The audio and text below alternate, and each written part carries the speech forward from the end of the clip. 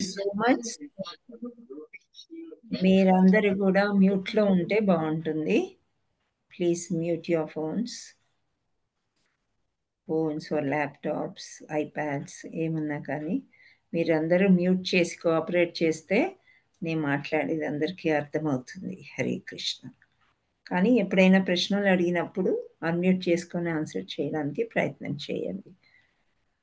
Hare Krishna. So మనం ఎన్నో అధ్యాయంలో ఉన్నాం ఈరోజు? 13th మాతాజీ. మాతాజీ 13వది చెప్పాలి. 13వ అధ్యాయం మాతాజీ. ఫినిష్ అయిపోయినాయి అంటే మనము నియర్ అవుతున్నాం కదా అయిపోవడానికి. అవునా? ఇంకా ఇంకా 6 చాప్టర్స్ ఉంది మాతాజీ. 13 పోతే ఇంకా 6 డేస్లో అంటే మనం నెక్స్ట్ థర్స్డేకి కంప్లీట్ చేసేసుకుంటాం. రోజుకి ఒక్కటి ఏ ఆటంకం లేకుండా చక్కగా కవర్ చేసుకున్నట్లయితే. ఓకే. సో మీరందరూ కూడా మంచిగా ధ్యాస పెట్టి వింటున్నారు. అదే విధంగా చక్కగా ప్రాక్టీస్ చేయండి. మళ్ళీ మీకు ఈ క్లాసులు ఇదే టైంకి కంటిన్యూ అవుతూ ఉంటాయి. ఈ గ్రూప్లో ఉండడానికి ప్రయత్నం చేయండి అందరు కూడా. ఇది నా యొక్క మనవి. సో శ్రీ శ్రీ శ్రీ రాధా మదన్ మోహన్ కీ జై. Let me do my prayers, at least short prayers చేస్తాను. నమో విష్ణుప్రాదాయ కృష్ణప్రేష్టాయ భూతలే శ్రీమతి భక్తి వేదాంత స్వామిన్నితి నామిని నమస్తే సారస్వతీ దేవి గౌరవాణి ప్రచారిణే నిర్విశేష శూన్యవాది పాశ్చాత్య దేశ తారిణే నారాయణం నమస్కృత్య నరం చైవ నరోత్తమం దేవీం సరస్వతీం వ్యాసం తతో జయముదీరయతే నష్టప్రాయేషు భద్రేషు నిత్యం భాగవత సేవయా భగవతే ఉత్తమ శ్లోకే భక్తిర్భవతి నైష్టికి. కృష్ణాయ వాసుదేవాయ దేవకీ నందనాయ చ నందగోపకుమారాయ గోవిందాయ నమో నమః. ముఖం కరోతి వాచాలం పంగుం లంగాయతే గిరిం యత్కృపాతమహం వందే శ్రీగురుం దీనతారిణం పరమానందమాధవం శ్రీ చైతన్యేశ్వరం.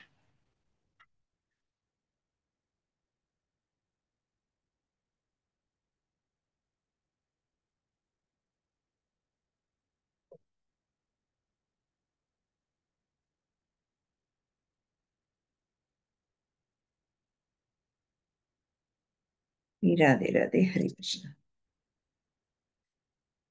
श्री राधा मदन मोहन की जय. जगन्नाथ बलदेव सुभद्रा माई की जय. चैतन्य नित्यानंद और प्रेमानंदे हरि हरि बोल.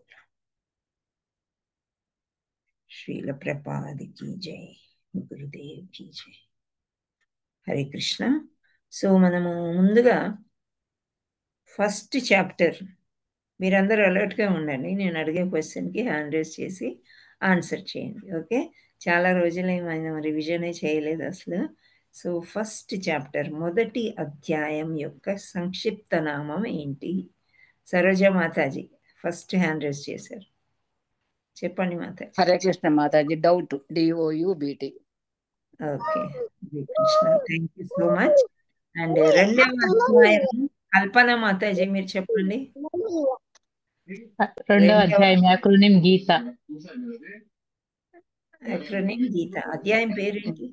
సాంఖ్యయోగం. సాంఖ్యయోగం లేదా గీతా సారం. Okay. Thank you so much. Shobha మాతాజీ మూడవ అధ్యాయము పేరు? కర్మయోగ మళ్ళా ట్రీ. హరే కృష్ణ. కర్మయోగ three. Okay. Thank you so much. Nagalakshmi. Hari బోల్. నాగలక్ష్మి మాతాజీ ఫోర్త్, నాలుగవది. నాలుగో అధ్యాయం మాతాజీ. పేరా మాతాజీ? పేరు జ్ఞానయోగం మాతాజీ. ఓకే. ఇంకా సంక్షిప్తం ఏంటి?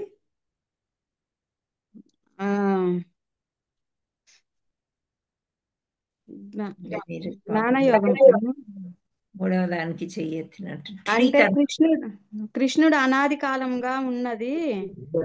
అది కాదు, అక్రోనిం ఒకటే అడుగుతున్నాను నేను. ట్రీ తర్వాత ఏమొస్తుంది? Okay. Thank you Prabhuji. Hare Krishna.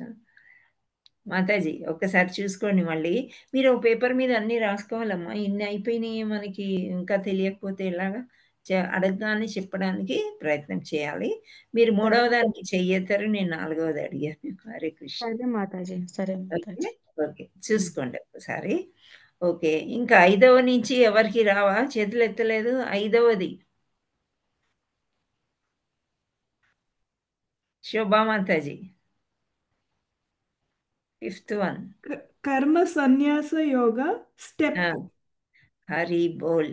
Thank you Uma మాతాజీ. 6th one. 6th వన్ ధ్యాన యోగ ఈజీ. ఎవరు చెప్పారు? నేను కల్పన. ఓకే, ఉమా మాతాజీ మీరున్నారా? చెయ్యెత్తారు. ఉన్నాను మాతాజీ. 7th చెప్పండి మరి. హెడ్ భగవద్ దివ్య జ్ఞాన యోగము. హరి బోల్. నేర్చుకున్నావా? లక్ష్మి మాతాజీ మీరు ఊరికే ఆన్ చేశారా? Okay, mic. ఓకే, ఇప్పుడు ఎన్ని చెప్పుకున్నాం మనము? 7th అయిపోయింది కదా. 8th కల్పన మాతాజీ మీరు చెప్పండి. 8th dead Mataji. అక్షర బ్రహ్మ యోగము డెడ్. ఓకే, హరి బోల్. శోభా మాతాజీ 9th. రాజ విద్యా యోగం king. King, yes, king of the knowledge. Okay, Uma మాతాజీ 10వది. హియర్ విభూతి యోగము. ఓకే, కల్పన మాతాజీ 11th వన్. హరే కృష్ణ మాతాజీ. రూప మాతాజీ విశ్వరూప దర్శన యోగం. హరి బోల్. సరోజ మాతాజీ 12వ అధ్యాయం. హరే కృష్ణ మాతాజీ భక్తి యోగము గాడ్. భక్తి యోగము గాడ్, GOD. హరి గారికి కూడా సో అడగగానే గబుక్కున చెప్పగలిగారు. చాలా చక్కగా. అంటే మీరు ఒక దగ్గర రాసుకుని చూసుకుని చెప్పొచ్చు, చూడకుండా చెప్పాలని ఏమీ లేదు. చెప్తూ ఉంటే మనకే అర్థమైపోతుంది. కొన్ని అయితే చాలా సులువుగా ఉంటాయి. గీతా సారము, గీత అలా. ఈ భక్తి యోగంలో గాడ్ అంటేనే భగవంతుడు కదా, ఆ విధంగా. ఎందుకు వీడియో స్ట్రక్ అయింది? ఓకే, వినిపిస్తుంది అందరికి? హరే కృష్ణ. వినిపిస్తుంది మాతాజీ. ఓకే, సో ఇప్పుడు ఇంకా ఎక్కువగా టైం వేస్ట్ చేయకుండా మనం 13వ అధ్యాయానికి వెళ్ళిపోదాం. హరే కృష్ణ హరే కృష్ణ కృష్ణ కృష్ణ హరే హరే. సో మనం రోజులాగానే అంకితం చేస్తున్నాము. కృష్ణ కృపామూర్తి ఏసి భక్తి వేదాంత స్వామి ప్రపాదుల వారికి, ఆయన అంతర్జాతీయ కృష్ణ చైతన్య సంఘ సంస్థాపకాచార్యులు శ్రీల ప్రపాదికి జై. సో నిన్న మనం చదువుకున్నది గాడ్. హరే కృష్ణ. ఇక్కడ 13వ అధ్యాయాన్ని ఏమంటున్నారంటే క్షేత్రజ్ఞ విభాగ యోగము అని అంటున్నారు. క్షేత్రము అంటే మీకు ఏమైనా ఐడియా ఉందా? ఇప్పుడు మామూలుగా తీర్థయాత్రలు అని అంటాం, పుణ్యక్షేత్రాలు అని అంటాం కదా. పుణ్యక్షేత్రాలు అని విన్నారా ఎప్పుడైనా?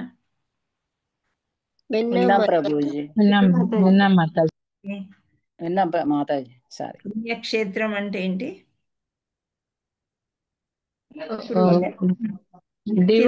అంటే భగవంతుడు ప్రసిద్ధంగా ఉన్న ప్లేస్ ని పుణ్యక్షేత్రం. పుణ్యక్షేత్రం అంటే అక్కడ భగవంతుడు ఉన్నాడు అని అర్థం అన్నమాట. సో క్షేత్రజ్ఞ విభాగ యోగం అంటే భగవంతుడు ఎవరు, భోక్త ఎవరు, అసలు ఎవరు ఇవన్నీ చేస్తున్నారు అని మళ్ళీ ప్రశ్నలు వచ్చేసాయి. ఎవరికి వస్తాయి ప్రశ్నలు? అర్జునుడికి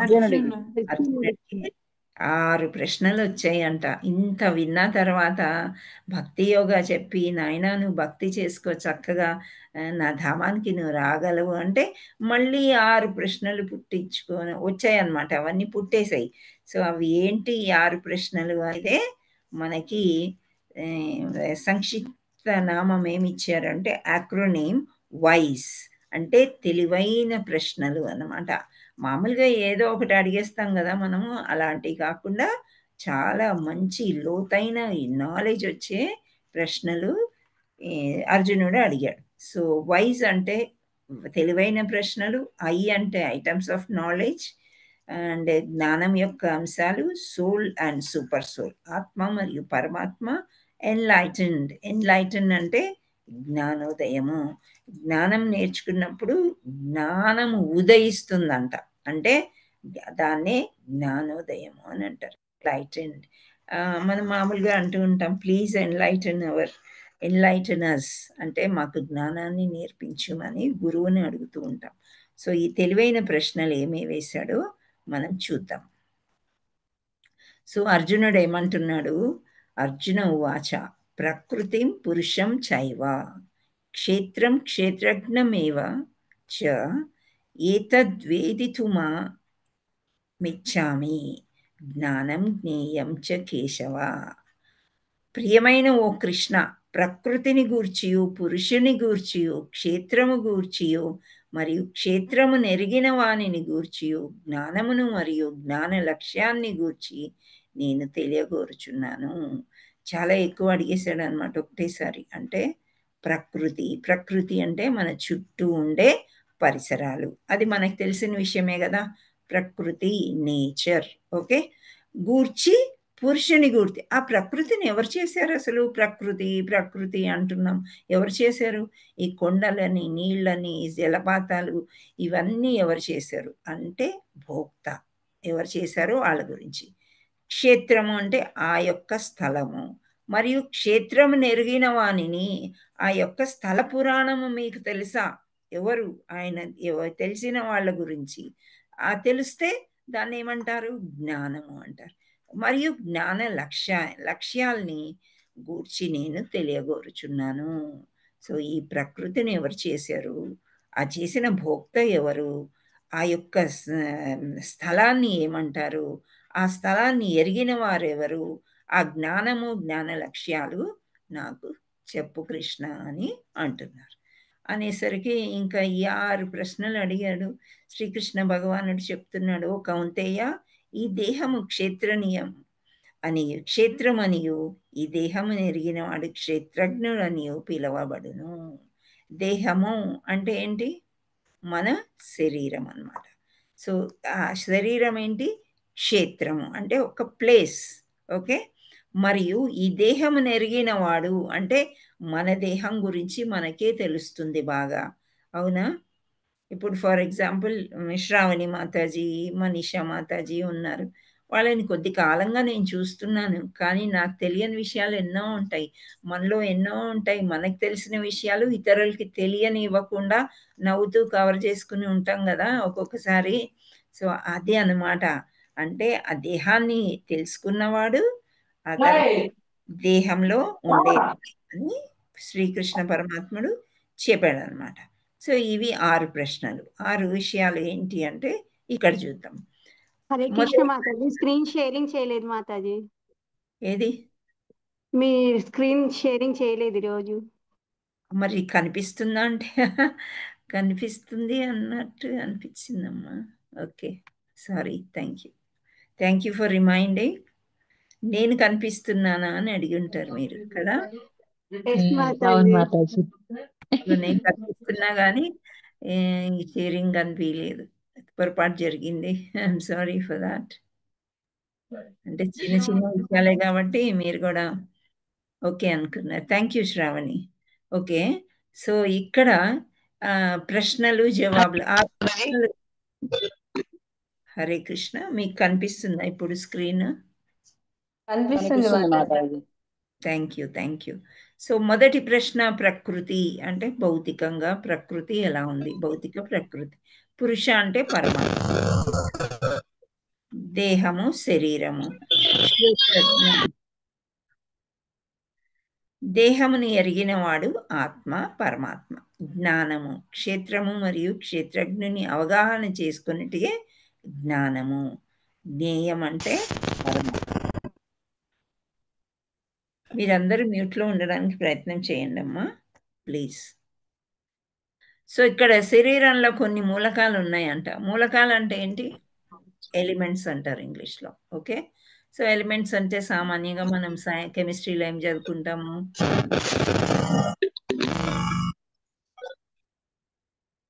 కొన్ని ఉప్పు పదార్థాలు లాంటివి, నీరని, అదని, ఇదని ఏవో తెలుసుకుంటాం. కానీ ఇక్కడ ఆధ్యాత్మికంలో ఏంటి ఆ 24 మూలకాలు శరీరంలో ఉన్నాయంట. ఏంటి అని మనం చూద్దాం ఇక్కడ. పంచభూతాలు వాటి యొక్క ఇంద్రియాలు. అవి పంచభూతాలు అంటే ఏంటి చెప్పండి? గాలి, గాలి, గాలి, నీరు, నేల, నేల, నిప్పు, ఆకాశం, ఆకాశం. అగ్ని. ఓకే. ఈ 5 అగ్ని, Jal. Okay. Thank you. So here ఇక్కడ భూమి అంటే గంధము అంటున్నారు. అంటే ఒకలాంటి వాసన. ఇంతకుముందు కూడా మనం అనుకున్నాం కదా, నీళ్లు చల్లినప్పుడు ఆ కొత్త భూమిలో వచ్చిన వాసన ఏ విధంగా ఉంటుంది. ఒక్కొక్కసారి గోశాల దగ్గరికి వెళ్ళారా మీరు ఎప్పుడైనా? గోశాల వెళ్ళాం మాతాజీ. అక్కడ వేరేలాగా ఉంటది కదా. మూత్రం వాసన. మూత్రం అనే కాదు, గోమూత్రము, గోమయము ఈ రెండు అవును మాతాజీ. కల్లాపు జల్లుకునే వాళ్ళం మా చిన్నప్పుడైతే.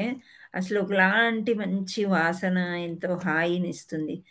కోర్స్ మరీ అసహ్యంగా ఉంటే నచ్చదేమో, కానీ గోశాలకు వెళ్తే అది వేరేలాగానే ఉంటుంది. ఆ యొక్క అందుచేత ఆ భూమిలో మంచి మంచి గంధాలు కలిసి ఉంటాయి కాబట్టి గంధము అన్నారంటే వాసన. నెక్స్ట్ జలము అంటే జలంలో రుచిని చూస్తామని మనం నేర్చుకున్నాం కదా ఇంతకుముందు, అవునా? ఉప్పనీరు, మంచినీరు ఇవి డిస్కస్ చేసాం, గుర్తుందా మీకు? అవును మాతాజీ. అవును మాతాజీ. రుచి. అండ్ అగ్నిలో రూపాన్ని చూస్తాము, వాయువులో స్పర్శ చూస్తాం. అగ్నిని చూడొచ్చు కానీ వాయువుని మనము చూడలేము, స్పర్శ ద్వారానే మనకి తెలుస్తుంది. ఆకాశం ఉంటుంది కానీ మేఘాలు, ఉరుములు వస్తే ఆ శబ్దం అనేది మనకి ఆకాశం ద్వారా తెలుస్తుంది. సో ఇవన్నీ కూడా 10 మూలకాల్లో 10 వచ్చాయా మీకు? భూమి, గంధము, జలము, రుచి, అగ్ని, రూపము, వాయు, స్పర్శ, ఆకాశం, శబ్దం. ఓకే, ఇవి గుర్తుపెట్టుకోండి. నెక్స్ట్ సూక్ష్మ అంశాలు. సూక్ష్మ శరీరము, స్థూల శరీరం అని 2 నేర్చుకున్నాం మనం, అవునా? హరే కృష్ణ. అవును మాతాజీ. అవును మాతాజీ. సూక్ష్మ శరీరంలో మనసు, బుద్ధి, అహంకారం ఉంటాయని అహంకారం ఉంటాయి. అవును మాతాజీ. అవునా? సో ఆత్మ చుట్టూ ఉండేది సూక్ష్మ శరీరము. ఈ 3 కూడా ఆత్మతో పాటు ఒక శరీరం నుండి ఇంకో శరీరానికి వెళ్తూ ఉంటుందన్నమాట. సో జ్ఞానేంద్రియాలు అంటే అవి మనకి కోరికల్ని రేకెత్తించేవన్నమాట. అంటే వీటి వల్లనే మనము చూస్తాము. కన్నులు, ముక్కుతో వాసన చూస్తాము, కళ్ళతో అన్నీ కనిపిస్తాయి, చక్షువులు అంటాం కదా, చెవితో వింటాము, నాలుకతో రుచి చూస్తాము, మాట్లాడతాము. ఫర్ ఎగ్జాంపుల్ నాలుక లేదనుకోండి, మాట్లాడగలమా? లేదు మాతాజీ, మాట్లాడలేం. సో నాలిక చాలా ఇంపార్టెంట్. నాలుక అనేది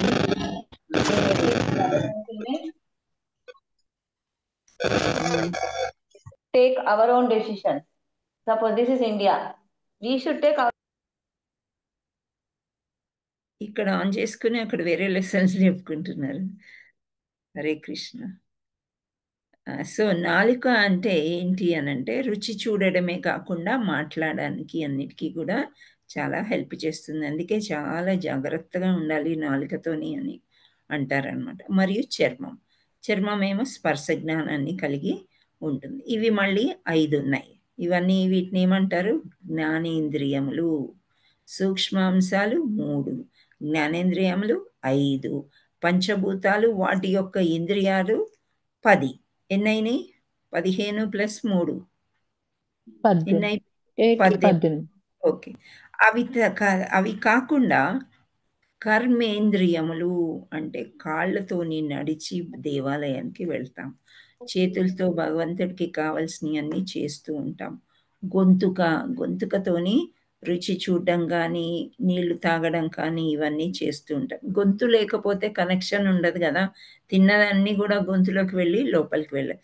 తర్వాత జననేంద్రియాలు, అవి కూడా చాలా ఇంపార్టెంట్. ఎందుకంటే అవి లేకపోతే మనకి ప్రోజని అనేది మళ్ళీ వేరేవి పుట్టడం, ఇంకొక వంశం రావడం అనేది కష్టం. ఇంకోటి పురుషనాళం. సో ఇవన్నీ ఈ 5 కూడా మళ్ళీ కర్మేంద్రియాలు, మనం చేసే కర్మలకి అవన్నీ తోడ్పడుతూ ఉంటాయి అన్నమాట. లాస్ట్కి వచ్చేసి మహత్తత్వం.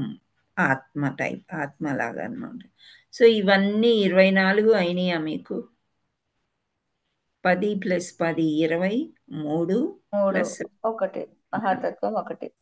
ఓకే, ఇవన్నీ కూడా భౌతిక మూలకాలు అని అంటున్నారు అనమాట. పొద్దుగాల పోయి నేను తీసుకొస్తాడా. సో ఇవన్నీ ఎందుకు చెప్పుకుంటున్నారంటే శరీరం గురించి మనం తెలుసుకోవాలి కదా, మన దేహంలో ఏమున్నాయి ఇవన్నీ అని. మన దేహంలోనే ఉన్నాయి అవన్నీ కూడా.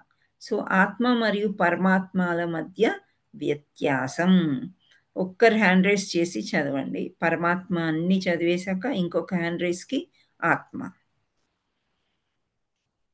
శ్రావణి మాతాజీ కల్పన మాతాజీ. చదవండి పరమాత్మ. హరే కృష్ణ మాతాజీ. పరమాత్మ అన్ని ఎరిగినవాడు, అందరి శరీరాల గురించి తెలిసినవాడు. Very good. తర్వాత కూడా చదవమంటారా మాతాజీ? చదివేసాను అన్ని ఒకసారి.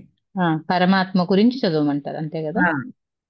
పరమ యజమాని మరియు నియంత్రకుడు, సర్వజ్ఞుడు మరియు ఆత్మ కంటే ఉన్నతమైనది. హరి బోల్ మాతాజీ. సో ఇక్కడ పరమాత్మ గురించి మనం తెలుసుకోవాలి. ఫస్ట్ పరమాత్మ గురించి తెలుసుకోవాలి, తర్వాత ఆత్మ గురించి తెలుసుకోవాలి. ఆ తర్వాత రెండిట్లో ఏం తేడాలు ఉన్నాయని చూద్దాం. సో అన్ని ఎరిగినవాడు అంటే అందరి గురించి తెలుసు అనమాట పరమాత్మకి. అన్ని జీవరాశులు, ఒక మనుషులనే కాదు, అన్ని జీవరాశుల శరీరాల గురించి తెలిసినవాడు. ఎందుచేత అంటే ఆయనే చేశాడు కాబట్టి. ఓకే, తర్వాత యజమాని ఎవరు, నియంత్రకుడు ఎవరు అంటే మళ్ళీ పరమాత్ముడే. యజమాని అంటే మన శరీరానికి మనమే యజమానులము కాము అనేది ఒకటి బాగా గుర్తుపెట్టుకోండి. ఈ చెయ్యి యాక్షన్లు నేను చేసేవి ఇవన్నీ కూడా భగవంతుడు నాతోని చేయిస్తున్నాడు. భగవంతుడు అనుకోవచ్చు, లేదు ఈమెకు అహంకారం ఎక్కువైంది, ఈ చెయ్యి అసలు పని చేయకుండా చెయ్యాలి అనుకుంటే చేయగలుగుతాడు అనమాట భగవాన్. ఆయన నియంత్రిస్తాడు, అన్నీ కూడా ఆయనే నియంత్రిస్తాడు. మనం ఏమీ లేదనమాట. అంటే మనం మొత్తంగా సరెండర్ అయిపోయి ఉన్నాం భగవంతుడికి. సో ఆయనే నియంత్రించి ఈ విధంగా ఇలా కూర్చోమ్మా, ఇలా చెప్పు, అవన్నీ కూడా లోపల నుండి భగవంతుడు హెల్ప్ చేస్తేనే ఇవన్నీ వస్తాయి. సో అది మన శరీరానికి భగవంతుడు యజమాని, నియంత్రికుడు. ఓకే, నెక్స్ట్ సర్వజ్ఞుడు మరియు ఆత్మ కంటే ఉన్నతమైన వాడనమాట. సో ఉన్నతమైంది పరమాత్మ. సర్వజ్ఞుడు అంటే సర్వము తెలిసినవాడు. ప్రకృతి, ఇంకా త్రిగుణాలు, మనం ఏమేమి అనుకున్నామో ఇంతకుముందు అన్నీ కూడా ప్రతి ఒక్కటి భగవంతుడికి సర్వాంతర్యామి అన్నమాట. సర్వజ్ఞుడు మరియు ఆత్మ కంటే ఉన్నతమైనది. ఆత్మ అంటే ఒక శరీరాన్ని వెతుక్కొని అందులో ఉంటుంది అంతే కదా. కానీ పరమాత్మ అనేది ఉన్నత ఆత్మ కంటే కొంచెం ఎక్కువ స్థాయిలో ఉంది అని అర్థం అన్నమాట. సో ఇది పరమాత్మ గురించి. పరమాత్మ ఎక్కడున్నాడు ఇప్పుడు చెప్పండి. మనలోనే ఉన్నాడు. ప్రతి జీవిలో పరమాత్మ ఉంటాడు. ప్రతి జీవిలోని పరమాత్మ ఒక ఏనుగులో ఉండొచ్చు, ఒక ఆవులో ఉండొచ్చు, ఒక మేకలో ఉండొచ్చు, ఒక కుక్కలో ఉండొచ్చు, చెండాలుల్లో కూడా ఉండవచ్చు. అంటే కుక్క మాంసం తినేవాళ్ళు. సో వీళ్ళందరినీ సమదృష్టితో ఎవరు చూస్తారు? వీళ్ళందరినీ సమదృష్టితో చూస్తాడు. కానీ ఒక పండితుడు అనేవాడు జ్ఞాని. పండితుడిని అందరినీ కూడా సమదృష్టితోనే చూస్తుంటాడు. ఓకే, నౌ నెక్స్ట్ ఆత్మ ఎవరు చదువుతారు? అనిత మాతాజీ. చదవాలా మాతాజీ? హరే కృష్ణ, ధన్యవాద ప్రణామాలు. ఆత్మ తన శరీరం గురించి మాత్రమే తెలుసును. చదవండి. ద్వితీయ అన్ని చదివేసాను. 3. ద్వితీయ యజమాని మరియు నియామకుడు, భ్రమించేవాడు మరియు సేవకుడు. హరిబోల్, హరిబోల్ మాతాజీ. సో ఇక్కడ ఆత్మ గురించి నేనేం చెప్పాను? ఫస్ట్ పరమాత్మ తెలుసుకున్నాం, ఇప్పుడు ఆత్మ గురించి తెలుసుకుందాం. ఆత్మ తన శరీరం గురించి మాత్రమే తెలుసు. ఇప్పుడు మనలో ఒక ఆత్మ ఉంది, మన గురించే తెలుస్తుంది. కానీ పూర్వజన్మలో మనం ఏంటి అని ఆత్మకు తెలిస్తే మనకు చెప్తుంది కదా. ఆత్మకు తెలియదు. ఏ జీవిలో ఉందో ఆ జీవి వరకే అన్నమాట. ఓకే, ఆ శరీరం వరకు మాత్రమే ఆత్మ ఉంటుంది. ద్వితీయ యజమాని, మొదటి యజమాని ఎవరు? పరమాత్ముడు. సో ద్వితీయ యజమాని మరియు నియామకుడు. నెక్స్ట్ భ్రమించేవాడు మరియు సేవకుడు. సేవకుడు ఎవరికి? భగవంతుడికి అన్నమాట.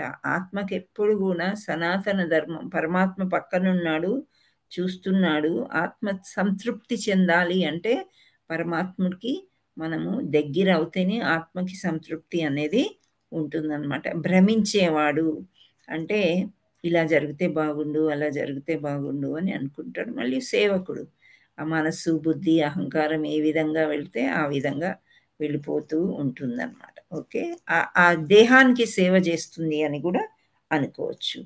ఇప్పుడు ఆత్మ ఉంటేనే, జీవాత్మ ఉంటేనే కదా జీవి అన్ని చేయగలుగుతాడంటే దేహం పనిచేస్తుంది అని అర్థం.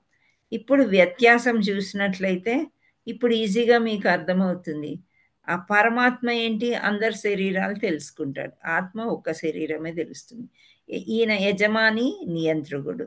అక్కడ ద్వితీయ యజమాని, సెకండ్. ఇక్కడ ప్రిన్సిపల్ అయితే సెకండ్ ప్రిన్సిపల్ అన్నమాట.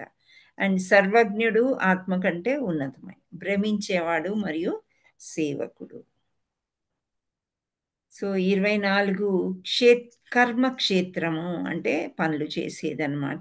క్షేత్రం అంటే బాడీ, మనం ఏమనుకున్నాము?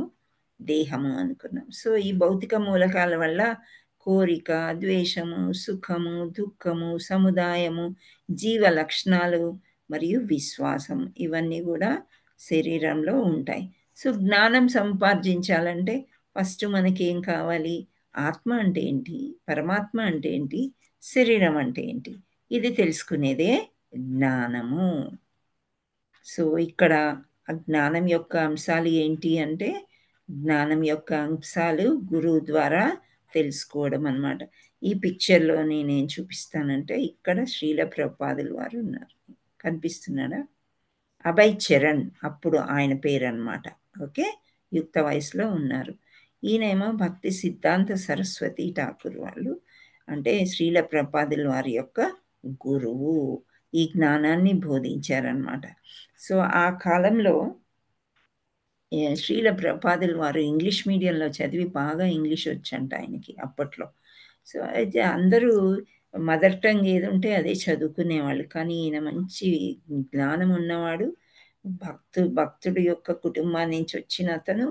ఆ పైన ఇంగ్లీష్ బాగా మాట్లాడుతుంటే సరస్వతి ఠాకూర్ ఈయన గురువు అన్నమాట ఏమన్నారు?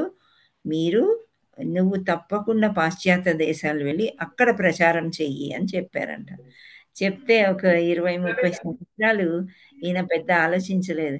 ఇక్కడే వినరు మన మనం కూడా అనుకుంటూ ఉంటాం కదా, భక్తి గురించి ఏదైనా చెప్పాలంటే అమ్మో అని ఒకలాంటి జంకు వస్తుంది, మనకు భయం వస్తుంది, ఏమన్నా అనుకుంటారేమో అని. అప్పుడు ఈయన అంతగా పట్టించుకోలేదు. కానీ ఎప్పుడైతే ఈయన పదించారో ఆయన ఒక విష్ ఫుల్ఫిల్ చేయడానికి ఈయన విదేశాలు వెళ్తారు. వెళ్ళి అది 69వ ఏట ఆయనకి వెళ్ళాలనిపిస్తుంది అనమాట. వెళ్ళి మా గురువు గారి యొక్క కోరిక నెరవేర్చాలి, ఆయన యొక్క ఆజ్ఞని శిరస వహించాలి అని అప్పుడు వెళ్ళి 10 సంవత్సరాల లోపే 108 గుళ్ళు కట్టిస్తారనమాట ఆయన. అండ్ ఇస్కాన్ కూడా స్థాపించారు. హరే కృష్ణ. అది యొక్క జ్ఞానం. సో ఇక్కడ భక్తులు సెల్ఫ్ రియలైజేషన్, మైండ్లెస్, ఇవన్నీ అన్నీ కూడా అంటే మంచి జ్ఞానం ఎలా సంపాదించుకోవాలి. సో ఇక్కడ ఈ జ్ఞానం ఏంటి అంటే 20 లక్షణాలు ఇచ్చారు. సో 20 లక్షణాలు ఎవరు చదువుతారు? శోభా మాతాజీ మీరు చదువుతారా? హరే కృష్ణ. హరే కృష్ణ మాతాజీ, ట్రై చేస్తాను. మీరు తెలుగు మీకు కష్టమంటే వేరే వాళ్ళకి ఇద్దాం. వేరే వాళ్ళకి వేయండి మాతాజీ. నేను చెప్తాను మాతాజీ. హరే కృష్ణ మాతాజీ. ఎవరు? హరే కృష్ణ మాతాజీ, నేను చదువుతాను మాతాజీ. లక్ష్మీ జగదీష్ మాతాజీ. లక్ష్మీ జగదీష్ మాతాజీకి ఛాన్స్ ఇవ్వలేదు, చదవండి. Okay Mataji, thank you Mataji. Next time ఇస్తాను మీకు. ఓకే. వినమ్రత, గర్వరాహిత్యము, అహింస, సహనము, సరళత్వము, ప్రామాణికుడైన ఆధ్యాత్మికాచార్యుని ఆశ్రయించి సేవించుట, శౌచము, స్థిరత్వము, ఆత్మనిగ్రహము, ఇంద్రియార్థములు పరిత్యాగము, అహంకార రాహిత్యము, జన్మ మృత్యు జరా వ్యాధుల దోషమును గుర్తించుట, అనాసక్తి, బిడ్డలు, భార్య, గృహము మున్నగు బంధముల నుండి విముక్తి, సుఖదుఖములు సమయములందు సమానత్వము, నాయందు నిత్యమగు అనన్యమైన భక్తి, నిర్జన ప్రదేశమున నివసింపవలనను కోరిక, సామాన్య జన సమూహమునందు అనాసక్తి, ఆత్మానుభూతి ప్రాముఖ్యమును అంగీకరించుట, పరతత్వము యొక్క తాత్వికాన్వేషణము, అను అనునవై అన్నీయు అనునన్నివి అనునన్నివియును జ్ఞానమని నేను అన్నీయు అనునవన్నీయు జ్ఞానమని ప్రకటించుచున్నాను. వీటికి అన్యమైనది ఏదైనాను అజ్ఞానమే. రైట్. హరే కృష్ణ హరి మాతాజీ. బోల్ మాతాజీ. Thank you. సో ఇక్కడ ఇన్ని గుణాలు ఇచ్చారు. నిన్న కూడా కొన్ని లక్షణాలు ఇచ్చేసరికి ఇవన్నీ మనం చేయలేము అని లాస్ట్కి డిస్కస్ చేసుకున్నాం కదా. కానీ చెయ్యగలిగితేనే భక్తులు అవుతారనమాట. అవన్నీ బై ప్రాక్టీస్ వస్తాయి. ఒకటేసారి అన్నీ వచ్చేవి మనకి. వినమ్రత అంటే చాలా నెమ్మదిగా ఉండడము, గురువు దగ్గర ఎంతో వినయంతో ఉండడం అనమాట. గర్వరాహిత్యము, గర్వం ఉండకూడదు. అహింస అంటే మాంసభక్షణ అవి చేయకూడదు, ఎవరిని కూడా చంపకూడదు. సహనం అంటే చాలా ఓర్పు కావాలి అన్నమాట. ఇప్పుడు చలికాలం వచ్చింది, చాలా ఓర్చుకోవాలి ఆ చలిని. కొద్ది రోజుల తర్వాత ఎండాకాలం వస్తుంది, ఎండల్ని కూడా ఓర్చుకోవాలి. అది సహనం. ఒక్కోసారి కోపం చాలా రావడానికి ప్రయత్నం అవుతుంది, భక్తి చేయడంలో మనకి సహనం వచ్చేస్తుంది అనమాట. అంటే మనం పెద్దగా పట్టించుకోవడం, కోపం తెచ్చుకుని టైం వేస్ట్ అని మనకు అనిపిస్తుంది. సరళత్వము అంటే చాలా నెమ్మదిగా చక్కగా ఎవరితో గయ్యమని మాట్లాడకుండా నెమ్మదిగా మాట్లాడేదాన్ని సరళత్వం అంటే. సరళమైన శైలి ఉండాలి మాటల్లో కానీ రాతల్లో కానీ. తర్వాత ప్రామాణిక ఆచార్యుడు. ఇంతకుముందే నేను ఒక ఉదాహరణ ఇచ్చా కదా. ప్రామాణికుడైన ఆధ్యాత్మిక ఆచార్యుని ఆశ్రయించి సేవించుట. మనం ఎలా సేవిస్తాము? మన ఆచార్యులు ఎక్కడో ఉన్నారు, ఎలా సేవిస్తాము? వపు సేవ, వాణి సేవ అని 2 రకాలుగా ఉంటాయి. వపు సేవ అంటేనేమో ఆచార్యుడికి దగ్గరగా ఉండి చేతులు కాళ్ళు అంటే ఒత్తడం కానీ లేదా భోజనం ఇవ్వడము ఇట్లాంటివి దగ్గరగా ఉండి సేవించుకునేది. వాణి సేవ అంటే ఆయన ఏం చెప్పారు, ఆయన ఏం చెప్పారు గురువు గారు అంటే పుస్తకాలు చదవండి, ఆధ్యాత్మిక దీనిలో అంటే సత్సంగ్లో ఉండండి, ఇలాంటివి చెప్పారు. కాబట్టి అవి మనం పాటిస్తే సరిపోతుందన్నమాట. అది కూడా ఒక సేవ. ప్రచారం చేయమని చెప్పారు, అది ఒక సేవ. శౌచం ఎప్పుడు చూడు శుభ్రంగా ఉండాలి. ప్రొద్దున్న సాయంత్రం తప్పనిసరిగా స్నానం చేసి ఆర్తి ఇవ్వాలి. చుట్టూ పరిసరాలు కూడా శుభ్రంగా ఉంచుకోవడానికి మనం ప్రయత్నం చేయాలన్నమాట. ప్రొద్దున లేస్తే మనం పూజా పునస్కారం అంటూ అశౌచంగా ఉన్నప్పుడు లక్ష్మీదేవి కానీ కృష్ణుడికి కానీ ఇష్టం ఉండదు, మన ఆచార్యులకి అసలే ఇష్టం ఉండదు. అందుకే మీరు ఇస్కాన్ టెంపుల్స్ చూడండి, ఆ మార్బుల్ ఎంత నీట్గా ఉంటుంది, ఎంత నీట్గా పెడతారు చల్లగా. మనం వెళ్ళి అక్కడికి కాసేపు కూర్చున్నా మనకి హాయిగా ఉంటుంది. అలాగే మనం కూడా శౌచంగా ఉండాలి. మన ఇల్లు పరిసరాలు నీట్గా పెట్టుకుంటేనే ఎవరైనా మన ఇంటికి వస్తే గుడికి వచ్చిన ఫీలింగ్ రావాలన్నమాట. స్థిరత్వము అంటే స్థిరంగా ఉండాలి అని మనం నేర్చుకున్నాం ఆల్రెడీ. అంటే సుఖ దుఃఖాల్లో కానీ ఇంకా వేరే ఏ విషయాల్లో ఉన్నా కానీ ఉప్పొంగిపోవద్దు. సంతోషం వచ్చినప్పుడు, దుఃఖం వచ్చినప్పుడు ఏడ్చుకుంటూ కూర్చోవద్దు అని స్థిరంగా ఉండాలి. స్థిరత్వం అంటే ఇంకో మీనింగ్ కూడా వస్తుంది, అంటే దృఢ నిశ్చయంలో కూడా స్థిరత్వంగా ఉండాలి. మనం నిశ్చయించుకున్నాం కృష్ణ కాన్షియస్లో ఉంటాము అని, ఉండాలి, కృష్ణుణ్ణి సేవించుకోవాలి, అది స్థిరత్వం. ఆత్మ నిగ్రహము అంటే ఏంటి? ఇప్పుడు ఎగ్జాంపుల్స్ ఇవ్వాలంటే ఎన్నో ఇచ్చుకోవచ్చు. రేపు ఆదివారం నాడు మనం వేరే వేరే చోట్లకి వెళ్ళిపోయి ఎంజాయ్ చేసే కంటే ఇది సత్సంగ్లో ఉంటాము అనుకోవడమే ఆత్మనిగ్రహం అన్నమాట. సో నిగ్రహించుకోవాలి, మంచి విషయాల దగ్గరే మనం ఉండాలి. నెక్స్ట్ ఫాలోయింగ్ ఇంద్రియార్థుల పరిత్యాగం. సో ఇంద్రియాలు మనకి చెప్తూ ఉంటాయి. ఆదివారం కూడా ఏంటి లెసను? దేవుడి గురించి మనం చక్కగా బయటికి వెళ్దాము, ఏ పార్కుకో సినిమాకు, అవి ఇంద్రియాలు అడుగుతాయి అన్నమాట. దాన్ని వద్దు అనుకోవడమే పరిత్యాగం. మనం పరిత్యాగం చేసి భక్తిలోనే ఉంటాం. అహంకార రాహిత్యము. ఎప్పుడు కూడా అహంకారం ఉంటే ఏవి చెల్లవు. కోపం తప్ప ఈ అహంకారం మనకి ఏమి చేసి పెట్టదు. అహంకార రాహిత్యంగానే ఉండాలి. ఇప్పుడు ఉదాహరణకి ఏం చెప్తూ ఉంటారంటే, ఏమీ లేని ఆకు ఎగిరెగిరి పడుతుందంట, అన్నీ ఉన్న ఆకు అణిగి మణిగి ఉంటుంది. మీరు ఎప్పుడైనా విన్నారా? ఫర్ ఎగ్జాంపుల్ విన్నాం విస్తరాకు. మాతాజీ. విన్నాం విస్తరాకు మాతాజీ. అన్నీ విన్నాం వడ్డించాం. మాతాజీ. వడ్డిస్తే నోరు విన్నా మాతాజీ. ఆకు అలాగే ఉంటది. ఎవరొచ్చి తింటారో తినని అని. కానీ ఏమీ లేదు. ఖాళీ ఆకు అక్కడ పెట్టారు అంటే దాని మీద ఒక గ్లాసో, ఒక గిన్నె ఏదో పెడతారు. లేకపోతే ఎగిరెగిరి పడుతుందంట. సో, అలా అహంకార రాహిత్యంగా మనం ఉండాలి. ఈ జన్మ, మృత్యు, జర, వ్యాధుల దోషాల్ని గుర్తించుకోవాలన్నమాట. ఇప్పుడు జన్మ, మృత్యు, జర అంటే ముసలితనము, వ్యాధులు ఇవన్నీ వస్తాయి కాబట్టి ఈ జన్మ మనకొద్దు. ఇదే లాస్ట్ అయిపోవాలి. మళ్ళీ ఇంకో జన్మ వద్దు, భగవద్ధామానికి వెళ్ళాలి అని మనం గుర్తించుకోవాలి. కానీ పక్క వాళ్ళు, ఎదురు వాళ్ళు ఏం చెప్తుంటారు? అందరూ ఎంజాయ్ చేస్తున్నారు. You also enjoy what is there. ఇప్పుడు ఎంజాయ్ చేయలేకపోతే నెక్స్ట్ జన్మలో మళ్ళీ ఎంజాయ్ చేయొచ్చు కదా. ఎందుకు భగవద్ధామానికి వెళ్ళి అక్కడ ఏం చేస్తాం? భగవంతుడి గురించి తెలిసి, ఆ ధామం గురించి తెలుసుకొని, ఆ జ్ఞానాన్ని పెంచుకుంటే ఇక్కడ ఉండే అవసరం లేదు అని అర్థమవుతుందన్నమాట. సో, అది గుర్తుంచుకుట అంటే ఆ యొక్క నాలెడ్జ్‌ని కూడా మనం తెచ్చుకోవాలి. అనాసక్తి. సో, అనాసక్తి అంటే ఇక్కడ ఏ విధంగా చెప్పగలుగుతాం మనం? మీకేమైనా మీనింగ్ తెలుస్తుందా? ఆసక్తి లేకపోవడం అంటే మాతాజీ. భౌతిక విషయాల పట్ల ఆసక్తి లేకపోవడమా మాతాజీ? Very good. ఎస్, అనాసక్తి. మనకి దేని మీద కూడా ఆశలు, కోరికలు అనేవి ఉండకపోవడము. భగవంతుడు ఇస్తాడు అన్నీ, మనకేం కావాలో అవి వచ్చేస్తాయి. వాటితో సంతృప్తి పొందితే ఇంకా ఇంకా వస్తూ ఉంటాయి.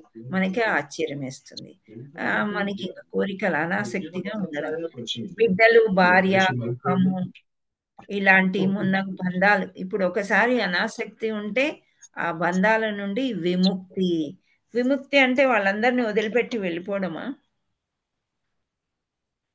కాదు. లేదు విద్యుత్ మాతాజీ. నిర్వహించాలన్నమాట. బిడ్డలకి కానీ, భార్యకి కానీ అందరికీ, వాళ్ళందరికీ కూడా భక్తి అనేది నేర్పించి చక్కగా ముందుకు కొన్ని పటాలు కూడా వస్తూ ఉంటాయి మనకి, చిత్రాలు. ఎప్పుడైనా ఒక గృహము ఎలా ఉంటుందంటే భార్య, బిడ్డలు, భర్త కలిసి అన్నీ చేసినప్పుడు బంధాల నుండి విముక్తి పొందినట్లే.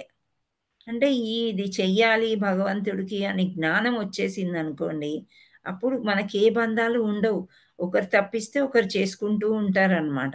సో, ఆ బంధాల నుండి విముక్తి పొందినట్లే మనం అన్నీ కలిసి భగవంతుడిని పనులు చేసుకున్నట్లయితే.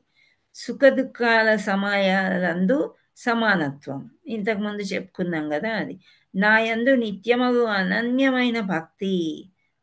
నిత్యమగు అంటే ప్రతిరోజు, ఏ రోజు బద్ధకించకుండా ఏవైతే నియమాలు పెట్టుకున్నామో అవి చేస్తూ వెళ్ళిపోవాలన్నమాట. చాలా ఆచార్యులు ఇటు అటు తిరుగుతూ ఉంటారు. విదేశాలు కూడా వెళ్తారు. విదేశాలకి వెళ్ళినప్పుడు సమయాలు చాలా డిఫరెంట్‌గా ఉంటాయి గదా. మనకి అక్కడ రాత్రి అయితే ఇక్కడ తెల్లారుతుంది. యూఎస్ ఫర్ ఎగ్జాంపుల్ తీసుకుంటే. యూకే తీసుకుంటే 5:30, 6 గంటల డిఫరెన్స్ ఉంటుందన్నమాట. సో, ఇక్కడి నుండి అక్కడికి ప్రయాణించినప్పుడు అక్కడ ఏ టైంకి రీచ్ అయినా సరే, పొద్దున్న 4:30 అయిందంటే వీళ్ళు మంగళారతి చేస్తారు. ఆచార్యులందరూ పాటిస్తారు. ఇంక వాళ్ళు ఎప్పుడు పడుకుంటారో అంటే ఎప్పుడు పడుకుంటారో మనకు తెలియదు. ఎప్పుడు రెస్ట్ ఆ పూజలోనే రెస్ట్ అన్నీ అన్నమాట. సో, అలా ఉంటారనమాట. సో, నిత్యమగు అనన్యమైన భక్తి, అట్లాంటి భక్తి మనకుండాలి. నిర్జన ప్రదేశమున నివసింపవలెనని కోరిక. నిర్జన ప్రదేశం అంటే జనాలు లేని ప్రదేశం అని ఇక్కడ మీనింగ్ వస్తుంది. కానీ ఇక్కడ ఆ మీనింగ్ తీసుకోకూడదు మనకి. నిర్జన ప్రదేశం అంటే ఎక్కడైతే డివోటీస్ ఉండరో. ఫర్ ఎగ్జాంపుల్ మనం ఒక సినిమాకి వెళ్ళాము, అక్కడ డివోటీస్ ఉంటారా? ఉండరు మాతాజీ. నో మాతాజీ. థియేటర్కి వెళ్ళినా, షాపింగ్ మాల్కి వెళ్ళినా కనిపించవచ్చు. ఇప్పుడు మనము నరసింహ అవతార్ సినిమాకి వెళ్తే చాలా మంది డివోటీస్ వచ్చారు, ఫ్యామిలీస్ వచ్చారు. అలా మనము ఎక్స్పెక్ట్ చేయలేమన్నమాట. కొన్ని దగ్గర ఓన్లీ చిట్ చాటింగే ఉంటుంది. అలాంటి క్లబ్బులని, పబ్బులని అలా ఉంటాయి కదా కొన్ని ప్లేసెస్, కొన్ని హోటల్స్, అలా రెస్టారెంట్స్. ఇలాంటి ప్లేసెస్లో మనకి ఎక్కువసేపు ఉండాలనిపించదు అనమాట. ఎందుకంటే మనం పాటించే నియమాలన్నీ వాళ్ళు పాటించరు కాబట్టి. సో నిర్జన ప్రదేశం అంటే ఆ రకంగా అనమాట. ఇట్లా సత్సంగ్ దగ్గర మనకు ఉండాలనిపిస్తుంది. ఎంతసేపు అయినా మనకేం అనిపించదు. కానీ భక్తిలోకి వచ్చాక అలాంటి ప్లేసెస్కి, అలాంటి వాళ్ళ దగ్గరికి, ఒక మ్యారేజ్కి వెళ్ళాము, వెళ్తే ఆ మ్యారేజ్ అయిపోయింది, సరే భోజనాలు చేసుకుందాం వచ్చేద్దామంటే ఇంకా ముచ్చట్లాడతారు. ఆ చీర ఎంత, ఈ చీర ఎంత, ఈ నగ ఎంత, ఇవి మాట్లాడతారు చూడండి. ఒక టైంలో మనం అందరం కూడా మాట్లాడామేమో, అది వేరే విషయం. కానీ ఒక్కసారి భక్తిలోకి వచ్చాక, భగవంతుడి గురించి తెలిసాక ఇవన్నీ మనకి ఇష్టం ఉండదు. ఎప్పుడెప్పుడు ఇంటికి వెళ్ళిపోవాలా అనిపిస్తుంది, లేదా ఒక్కరమే కూర్చొని జపం చేసుకోవడం బెటర్ అనిపిస్తుంది. అది ఆ మీనింగ్ అనమాట. ఇక్కడ నిర్జన ప్రదేశం నివసింపవలెను అనే కోరిక మనకి లోపల నుంచి వస్తుంది. సామాన్య జన సమూహమునందు అనాసక్తి, ఇదే అనమాట నేను చెప్పేది. సామాన్య జనాలు వాళ్ళు పాపం చెడ్డవాళ్ళు కాదు, అట్లా అని భక్తులు కాదనమాట. కానీ వాళ్ళ కార్యక్రమాలు వాళ్ళు చేసుకుంటారు. కానీ మనకు అక్కడ అనాసక్తి, ఇష్టం ఉండదు అస్సలు అటు వెళ్ళడానికి అనమాట. ఆత్మానుభూతి ప్రాముఖ్యతను అంగీకరించుట, పరతత్వం యొక్క తాత్వికాన్వేషణము. పరతత్వము అంటే భగవంతుడు గురించి తెలుసుకునే తత్వం మీద అన్వేషణ, రీసెర్చ్ చేయాలి అని అనిపిస్తుంది అన్నమాట. సో ఇవన్నీ జ్ఞానమేనని నేను ప్రకటించుచున్నాను. సో ఇన్ని లక్షణాలు మనకు ఉన్నట్లయితే ఆ జ్ఞానమంతా మీరు సముపార్జించుకున్నారు అని అర్థం. ఆ జ్ఞానం పుస్తకంలో చదివితే రాదు, ఒక గురువు ద్వారా వింటే వస్తుంది. ఈ సత్సంగ్లో మనం డిస్కస్ చేసుకుంటే ఇవన్నీ బాగా వస్తాయి అన్నమాట. సో వీటికి అన్యమైనది ఏదైనాను అజ్ఞానమే. సో ఇక్కడ వీటికి అన్నిటికీ కూడా ఆపోజిట్ ఏవైతే ఉంటాయో, ఇక్కడ ఫర్ ఎగ్జాంపుల్ అహంకార రాహిత్యము అన్నారు, ఇక్కడ అహంకార పూరితులు అంటే ఆపోజిట్ అవుతుంది. సో అదంతా అజ్ఞానం అన్నమాట. లేదు ఆ మాత్రం అహంకారం ఉండకపోతే ఎట్లా, వాళ్ళకి డబ్బు, దర్పం అన్నీ ఉన్నాయి, కొంచెం అహంకారం ఉంటే తప్పులేదు అని అనుకుంటాం చూసారా, దట్ ఈజ్ రాంగ్, అది అజ్ఞానము. సో జ్ఞానాన్ని ఎలా పొందాలి? సరే 20 లక్షణాలు చెప్పారు, ఇవన్నీ ఎలా వస్తాయి అని ఒక క్వశ్చన్ అన్నమాట. ఏంటి? ప్రాథమిక లక్షణం అనన్య యోగేన, స్థిరమైన మరియు నిరంతర భక్తియుక్త సేవ. నిరంతరంగా భక్తి చేసినట్లయితే, సేవ చేసినట్లయితే ఎవరికి అనంటే భగవంతుడికి. అవసరమైన లక్షణాలు: ప్రామాణికమైన ఆధ్యాత్మికాచార్ని ఆశ్రయించి సేవించుట. ఆశ్రయం తీసుకోవాలన్నమాట తప్పకుండా. మనం పరంపరాలు చూసాం కదా, 4 గుర్తున్నాయా మీకు? హరే కృష్ణ. సాంప్రదాయాలు 4. సో ఎస్, ఆచార్యుని ఆశ్రయించి ఎలా సేవించాలి, ఏం చేయాలి అని వాళ్ళని అడిగి ముఖ్య లక్షణాలు మనం తెలుసుకొని ఆ విధంగా పాటించాలి. ఏంటి అంటే వినయము, అహింస, ఆత్మ నిగ్రహము, సామాన్య జనుల సహవాసం నందు అనాసక్తి. చూడండి ఇక్కడ ఇన్నిసార్లు మెన్షన్ చేస్తున్నారు సామాన్య జనులు, సామాన్య జనులు అని. మన ఇంట్లో కూడా 4 ఉంటే 2కి భక్తి ఉంటుంది, 2కి ఉండదు. అలా అని చెప్పి వాళ్ళని వదిలివేయకూడదు. Hare Krishna.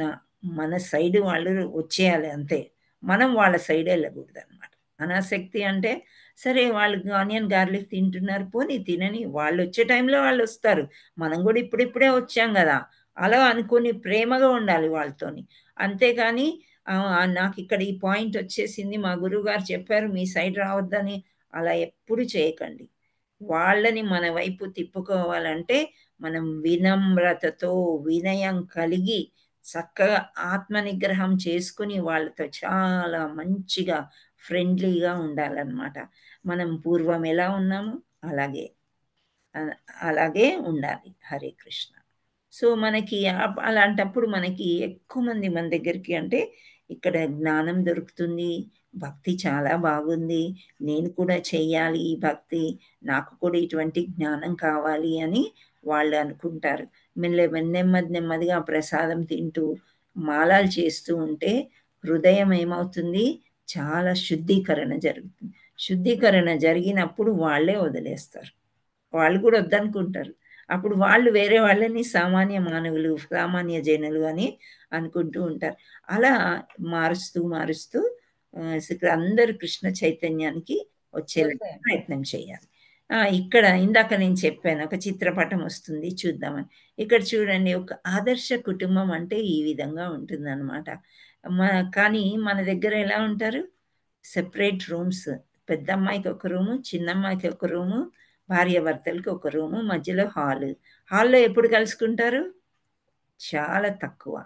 Morning always busy, evening రాగానే ఎవరి ప్లేట్లో వాళ్ళు పెట్టుకుని డైనింగ్ టేబుల్ దగ్గర తింటారు అనుకుంటే రూమ్లోకి ఎత్తుకుపోయి కూడా తినేవాళ్ళు ఉన్నారనమాట. సో ఆ విధంగా కాకుండా ఎప్పుడైనా కలిసి ఆరతి చేయాలి భగవంతుడికి, అండ్ కలిసి జపం అండ్ కీర్తన చేయటం. ఇక్కడ వీళ్ళు చక్కగా వాయిద్యాలు వాయిస్తూ అందరూ ఒక దగ్గర కూర్చుని కీర్తన చేస్తున్నారనమాట. అప్పుడు చిన్నపిల్లలు ఎవరన్నా ఉంటే మా నాన్న ఇలా చేస్తున్నారు, మా అమ్మ ఇలా చేస్తున్నారు, అవి నేర్చుకుంటారు.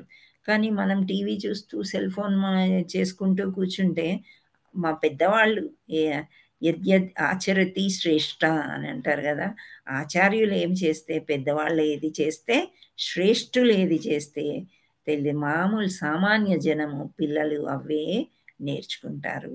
సో గృహ జీవనం ఎలా ఉండాలంటే కలిసి ఆరతి చేయాలి, కలిసి జపం చేయాలి, కలిసి ప్రసాదం స్వీకరించుట, డైనింగ్ టేబుల్ దగ్గర కూర్చొని ఒక్క పూట అన్న కుటుంబం అంతా చక్కగా సేవించాలి.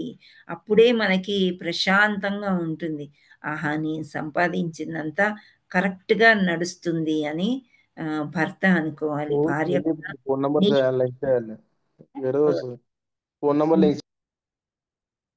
నేను చేసిన వంటలన్నీ కూడా చక్కగా వీళ్ళు ఆస్వాదిస్తున్నారు అని తెలుస్తుంది.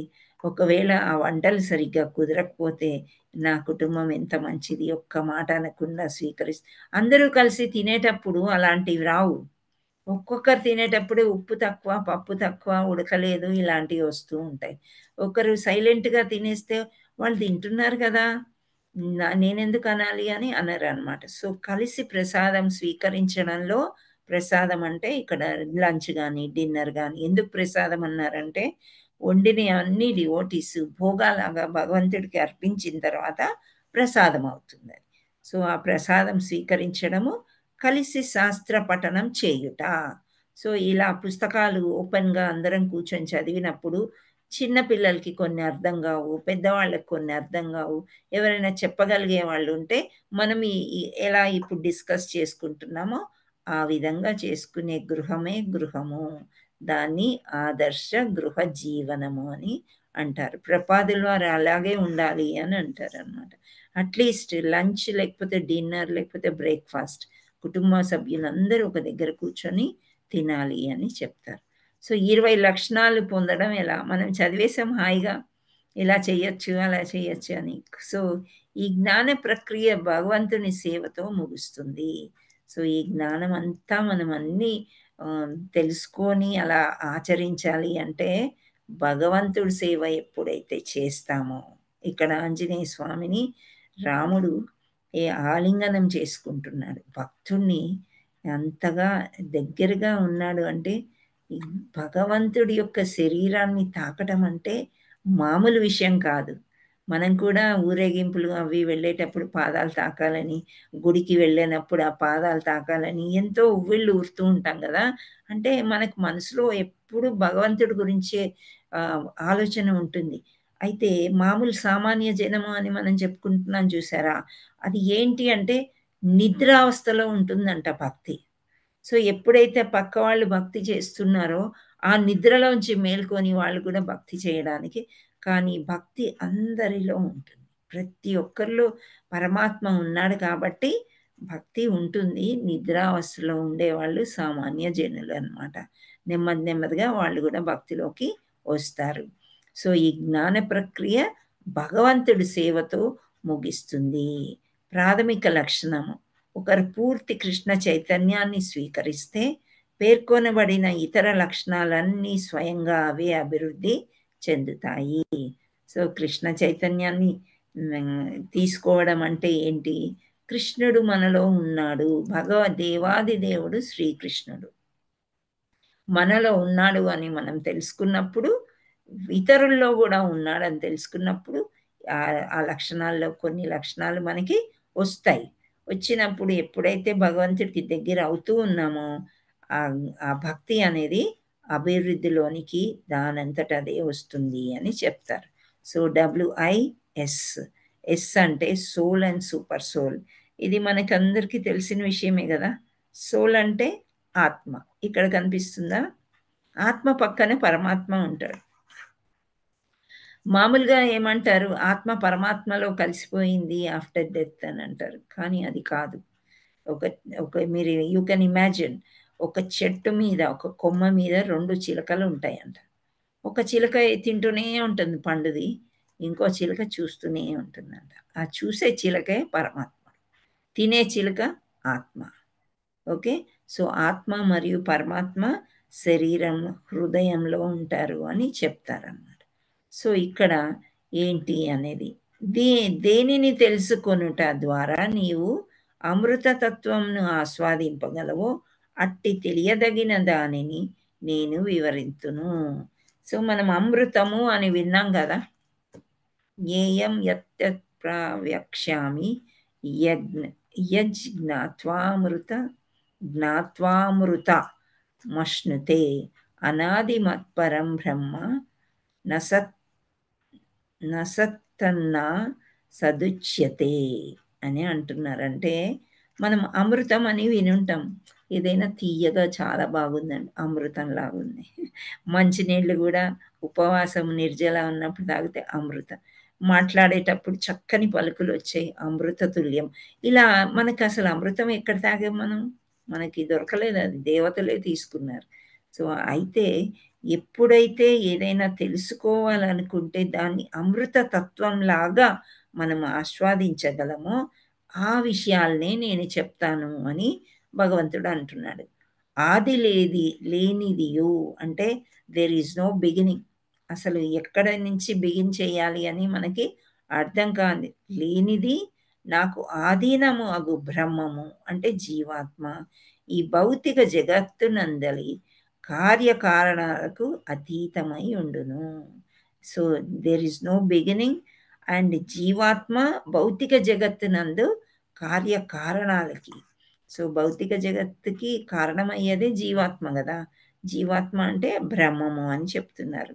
సో అది అతీతమై ఉంటుంది ఆ కారణాలకన్నీ అని చెప్తున్నారు. ఆత్మ అలా ఉంటుంది.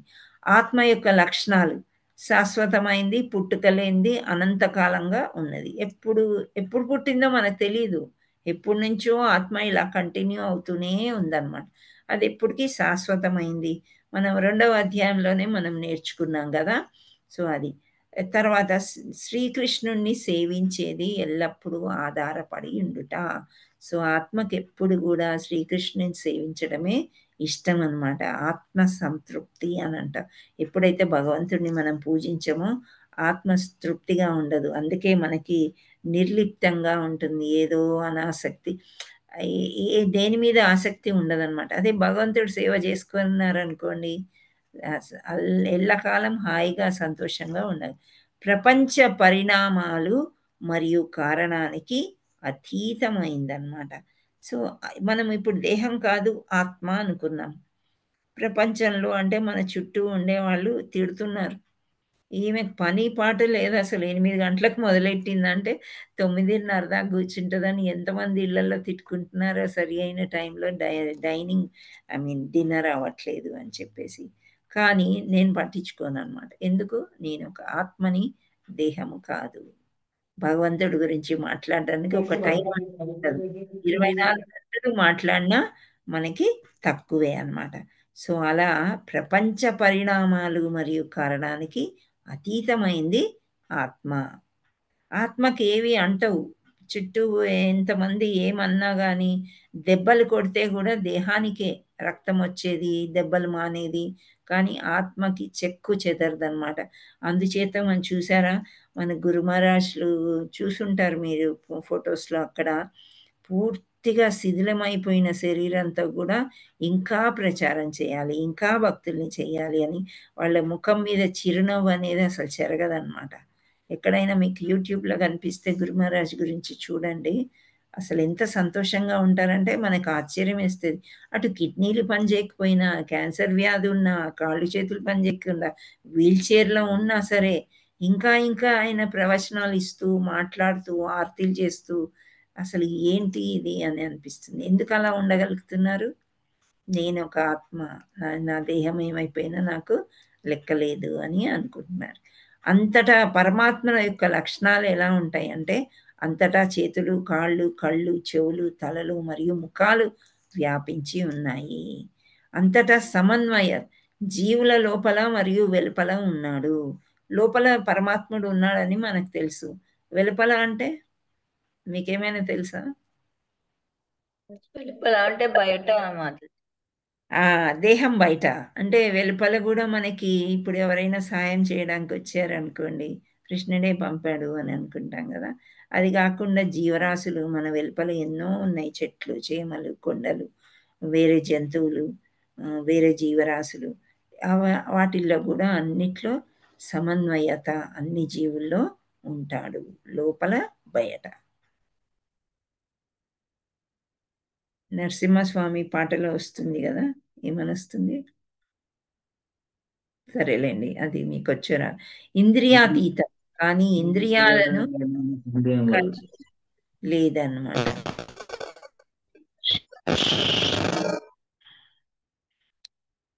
పరమాత్మకి ఇంద్రియాలతోని అసలు సంబంధం లేదు. ఆధ్యాత్మిక ఇంద్రియాలు కలిగి ఉంటారు, అది పరమాత్మ. జీవుల యొక్క అన్ని ఇంద్రియాలకు మూలం కూడా పరమాత్మ. విభజించబడనివి, అందరి హృదయాల్లో నివసిస్తాడు. సో వీళ్ళల్లో ఉంటాడు, వాళ్ళల్లో. భగవంతుడు అన్ని హృదయాల్లో, మనం ఏమనుకున్నాము, మలం ఉండే పురుగుల్లో కూడా భగవంతుడు ఉంటాడు అని. ఆత్మ మరియు పరమాత్మలను ఎవరు తెలుసుకోగలరు? ఇతి క్షేత్రం తదా జ్ఞానం జ్ఞేయం చోక్తం సమాసతః మద్భక్త ఏతద్విజ్ఞాన ద్విజ్ఞాయ మద్భావాయోపపద్యతే. ఈ విధంగా క్షేత్రం అంటే దేహం, జ్ఞానం జ్ఞేయములను గూర్చి నాచే నీకు సంక్షేపముగా చెప్పబడినది. కేవలం నా భక్తులు మాత్రమే దీనిని పూర్తిగా అవగాహన చేసుకుని నా భావాన్ని పొందుదురు. సో మళ్ళీ ఇక్కడ కృష్ణ పరమాత్మ చెప్తున్నాడు, భక్తులకి మాత్రమే ఈ జ్ఞానము తెలుస్తుంది, అందరూ తెలుసుకోలేరు అని అంటున్నారు. సో ఆ జ్ఞానం తెలుసుకున్న తర్వాత ఎటువంటి ఉదయించాడు, ఏ సూర్యుడు మనలో ఉదయించాడు, జ్ఞానోదయం ఏ విధంగా జరిగింది అనేది చూద్దాం. నిజమైన భోక్త ఎవరు? ఇక్కడ చూసారా, ఈ బొమ్మలు అంతా పర్యావరణం అంటే మనకి ప్రకృతి అంతా చూపిస్తున్నాడు. న్యాచురల్గా వచ్చే ఉయ్యాలలో వీళ్ళందరూ ఊగుతున్నారనమాట. ఇక్కడ కొందరు ఏంటి అని. సో ఈ ప్రకృతిని అంతా ఇది ఎవరు చేశారు, నిజమైన భోక్త ఎవరు అనే క్వశ్చన్ అనమాట ఇక్కడ. సో ఇక్కడ జ్ఞానోదయం ఎలా కలుగుతుంది? జీవాత్మ లక్షణాలు, భౌతిక ప్రకృతి లక్షణాలు, పరమాత్మ లక్షణాలు, ఇవన్నీ మీరు గుర్తుపెట్టుకొని, మనం చదివామా చదవలేదా? చదివాం కదా. జీవాత్మ చదివాము, భౌతిక ప్రకృతి లక్షణాలు చదివాము, పరమాత్మ లక్షణాలు, జ్ఞానం పొందిన జీవాత్మ ఏ విధంగా ఉంటాడు, 20 లక్షణాలు ఉండేవి వాళ్ళకి. జ్ఞాన చక్షువులను పొందుట అంటే కొన్ని మనము చూడలేము నార్మల్ ఐస్తోని. సో జ్ఞాన చక్షువు అంటే జ్ఞానం కలిగినప్పుడే అందరిలో పరమాత్మని మనం చూడగలుగుతామని చెప్తున్నాం కదా, దాన్ని జ్ఞాన చక్షువు పొందుట అని అంటారు. గమ్యం ఏంటి? భగవంతుడిని తెలుసుకోవటం. జీవాత్మ లక్షణాలు, ఆది లేదు, ఉనికి కోసం కఠినమైన పోరాటం. ఇప్పుడు ఎక్కడైనా చూడండి, ఈ ఆత్మ అనేది ఉనికి అంటే దేహం కోసం ఎప్పుడు పోరాడుతూనే ఉంటుందంట. సో ఆ పోరాటం ఎలా ఉంటుంది? భౌతిక ప్రకృతి ద్వారా ఆనందించాలనుకుంటుంది కాబట్టి. సో ఆత్మ లక్షణం కూడా ఎలా ఉంటుంది, ఇక్కడ మనస్సు బుద్ధి అహంకారం చుట్టి ఉన్నది కాబట్టి ఒక శరీరం కావాలి నాకు, నేను ఆనందించాలి అని అనుకుంటూ ఉంటుందంట. ఫర్ ఎగ్జాంపుల్ ఇక్కడ మనకి ఆత్మ ఎటువంటిది అని చెప్పాము, it is a permanent thing. ఎక్కడ పుట్టిందో తెలియదు కదా. అందుచేత మనకి ఏదైనా ఇప్పుడు ఒక జాబ్ వచ్చింది అనుకోండి, పర్మనెంటా టెంపరీ అని అడుగుతారా కదా. అది ప్రైవేట్ కానివ్వండి ఏదైనా కానీ మనం అక్కడ ఆలోచిస్తాం అనమాట, ఇది temporary for only time being అనేది.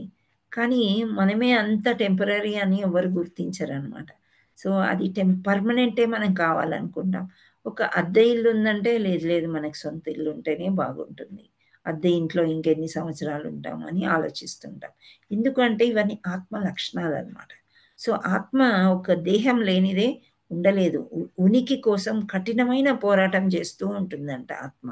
సో భౌతిక ప్రకృతి ద్వారా ఆనందించాలనుకుంటుంది కాబట్టి. అండ్ నెక్స్ట్ భౌతిక ప్రకృతి అంటే నిస్పృహ, కర్మ కోరికల ఆధారంగా 84 లక్షల జీవరాశుల్లో ఆత్మ ప్రవేశిస్తుంది. ఆ 84 లక్షల జీవరాశులు నీళ్ళల్లో ఉండొచ్చు, నేల మీద ఉండొచ్చు, గాలిలో పక్షుల్లాగా తిరగచ్చు, దేవతలు కావచ్చు, మనుషులు కావచ్చు అన్నమాట. సో ఇలా దేవతల్ని తీసేయచ్చు, 84 లక్షల జీవరాశులు భూమి మీద మనకి ఉంటాయి. సో మన కోరికల ప్రకారం ఆత్మ, సరే ఈ కోరిక కోరుకున్నాం, మనసులో ఈ కోరిక వచ్చింది, మన బుద్ధి చెప్పట్లేదు, ఏమనట్లేదు, కోరుకో కోరుకో అంటుంది. సో మనకు ఆ కోరిక ఉన్నప్పుడు ఆ జీవరాశిలోకి వెళ్ళిపోతాం అన్నమాట.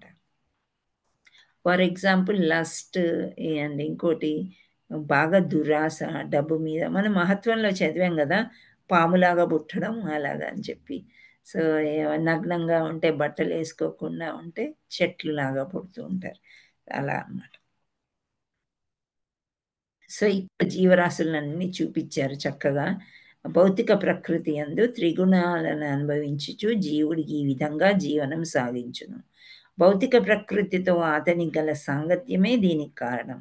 ఆ విధంగా అతడు ఉత్తమ అధమ జన్మలను పొందుచున్నాడు. ఉత్తమ జన్మ అంటే ఇక్కడ మానవ జన్మ అన్నమాట. అధమ జన్మలంటే ఈ క్రిందలోకాలకి మనం ఇక్కడికి వెళ్ళిపోతూ ఉంటాం అన్నమాట. కింద ఎక్కడో నీళ్ళల్లో సముద్రంలో కొట్టుకుంటూ ఆ చేపల్లాగా అలా అయిపోతాం అన్నమాట. హరే కృష్ణ.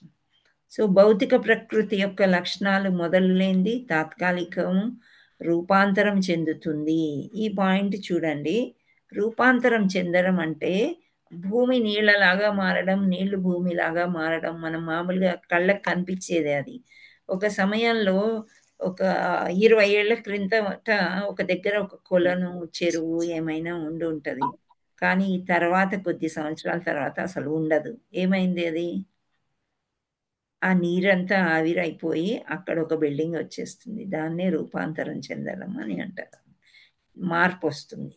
జీవాత్మకు నివాస గృహాలను అందిస్తుంది. జీవాత్మకు నివాస గృహాలను అందిస్తుంది అంటే భౌతికంగా జీవరాశులు చాలా ఉన్నాయి కాబట్టి ఆత్మకి ప్రకృతిలోనే ఉంటాయి కదా జీవరాశులన్నీ కూడా.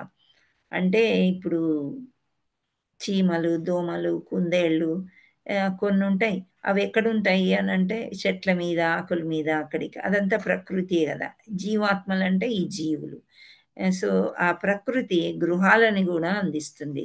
కొన్ని గుహల్లో ఉంటాయి సింహము, పులులు న్యాచురల్గా అన్నమాట. వర్షం వస్తే గుహల్లో రాళ్ళ కింద అక్కడ దాక్కుంటూ ఉంటాయి అన్నమాట. సో ఆ విధంగా నివాసం కూడా మనకి ప్రకృతి ఇస్తుంది. త్రిగుణాల ద్వారా జీవాత్మను నియంత్రిస్తుంది. త్రిగుణాలంటే సత్వరజ రజ తమో గుణాలు అన్నమాట. ఈ 3 గుణాల ద్వారానే మనకి కోరికలు పుడతాయి.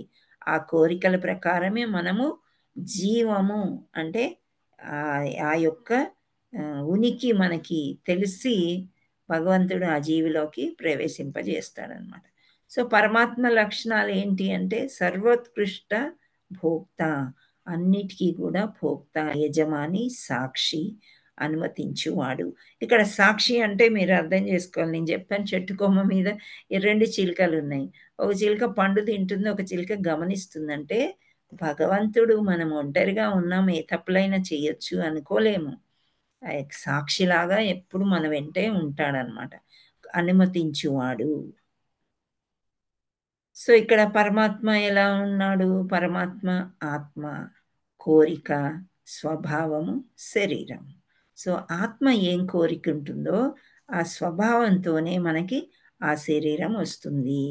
ఫర్ ఎగ్జాంపుల్ జరభరత్ స్టోరీ చెప్పాను కదా, ఆయన ఏమనుకున్నాడు? జింకనే తలుచుకున్నాడు, జింక శరీరం వచ్చేసింది ఆయనకి. సో ఆ విధంగా స్వభావాన్ని బట్టి కూడా శరీరము వస్తుంది.